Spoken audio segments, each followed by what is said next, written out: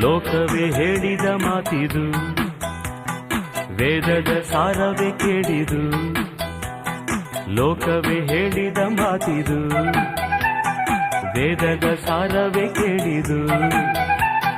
ನಾಳಿನ ಚಿಂತೆಯಲ್ಲಿ ಬಾಳಬಾರದು, ಬಾಳಿನ ಮೂಲವೆಲ್ಲಿ ಕೇಳಬಾರದು.